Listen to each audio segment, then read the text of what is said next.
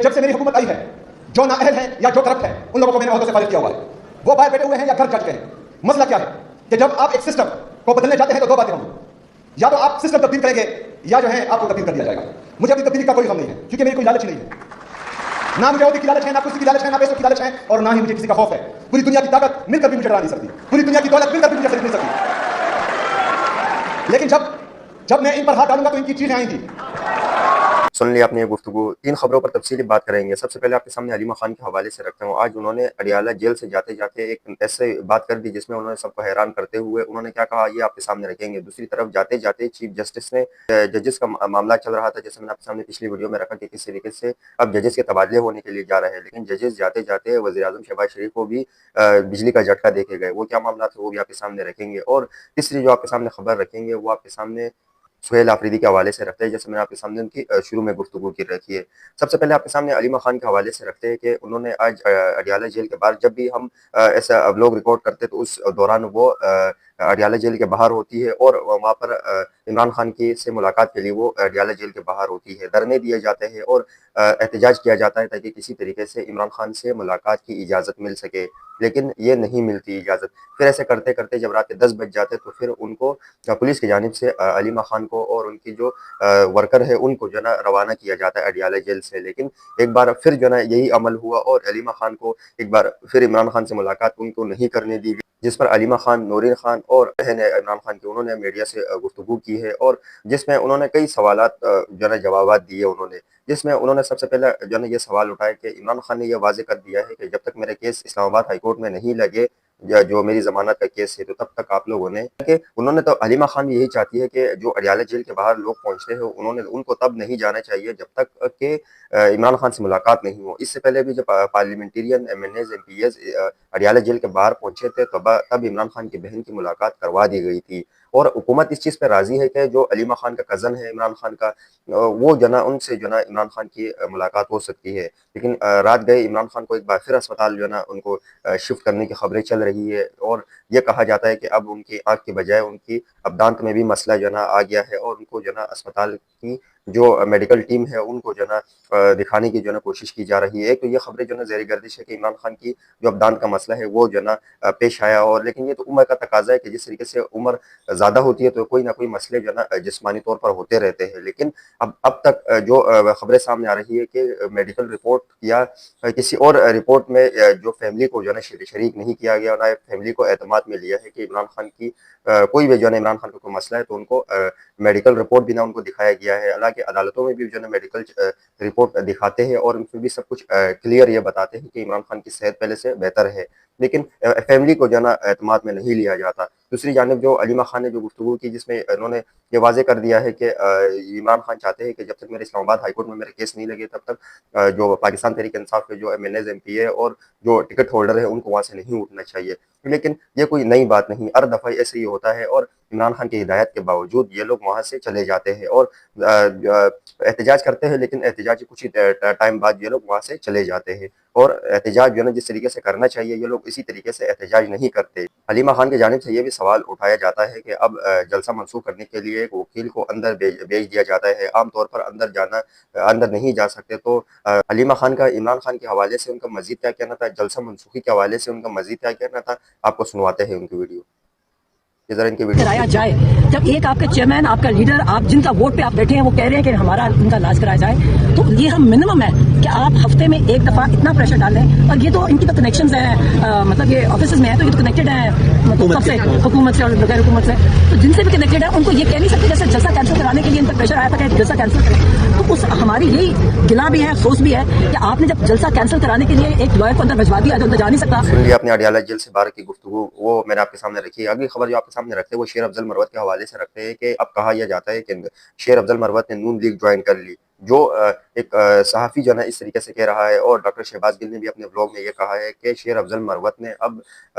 نون league join کر لی ہے, لیکن انہوں نے یہ واضح طور پر اعلان نہیں کیا ہے کہ میں نے نون لیگ جوائن کر لی. نہ نون لیگ نے یہ کہا ہے تاکہ کسی طریقے سے جو سب سے پہلے ان کا ٹاسک ہوگا کہ وہ کسی طریقے سے سہیل آفریدی کو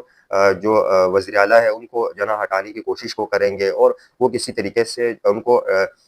جو نا وزیر اعلیٰ کی کرسی سے ہٹانے کی کوشش کریں گے، لوگوں کے اعتماد میں لیں گے تاکہ کسی طریقے سے سہیل آفریدی پر عدم اعتماد کرتے ہوئے ان کو فوری طور پر ہٹایا جائے۔ وہ عمران خان کی رہائی میں سنجیدہ نہیں ہے۔ اس طریقے سے ان کی بہت سی جو نا ویڈیو بھی سامنے آ رہی ہے جس میں وہ کھل کر سہیل آفریدی پر تنقید کرتے ہیں، پاکستان تحریک انصاف پر اور ان کے پاکستان تحریک انصاف کی پالیسیوں پر کہ یہ ٹھیک نہیں ہے، عمران خان کی حوالے سے یہ ٹھیک فیصلے نہیں کر پا رہے۔ تو جب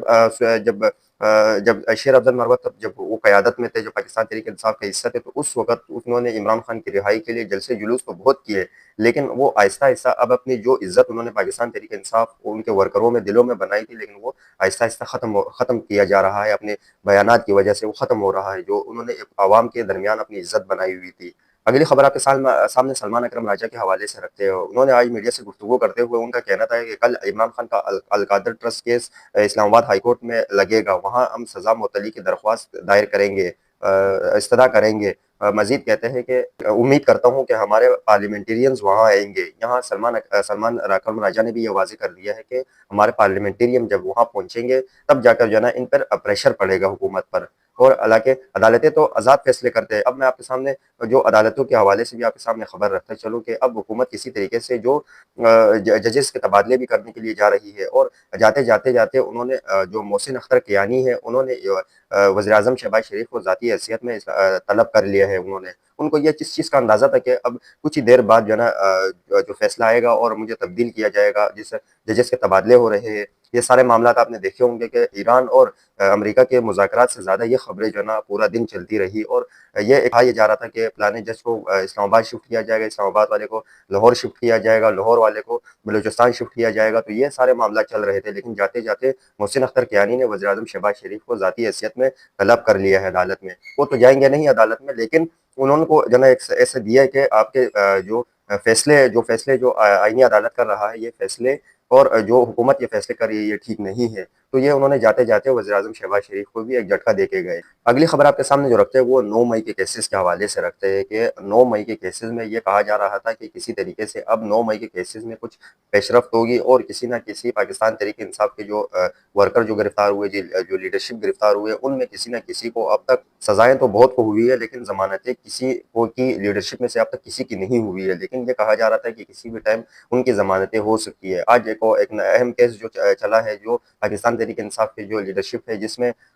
ایک کو جب کیسز سب کے لگے ہیں لیکن ضمانت ایک کی منظور ہو چکی ہے 9 مئی کے کیس میں، لیکن 9 مئی کے کیسز کے حوالے سے یہ کوشش کرتے تھے کہ کم از کم اپیلیں سن لے، فیصلہ ہمارے خلاف دے دے لیکن اپیلیں سن لے تاکہ ہم اسلام آباد ہائی کورٹ میں سے پھر رجوع کریں اپنی ضمانت کے لیے۔ لیکن پہلے تو ضمانتیں نہیں سنی جا رہی تھی، اگر ضمانتیں انہوں نے آج کیسز سنے تو پھر انہوں نے ایک ایسا فیصلہ کیا جس میں انہوں نے سب کو حیران کر دیا۔ کہا لیا جا رہا تھا کہ کسی نہ کسی طریقے سے اعجاز چودھری کی جو لوگ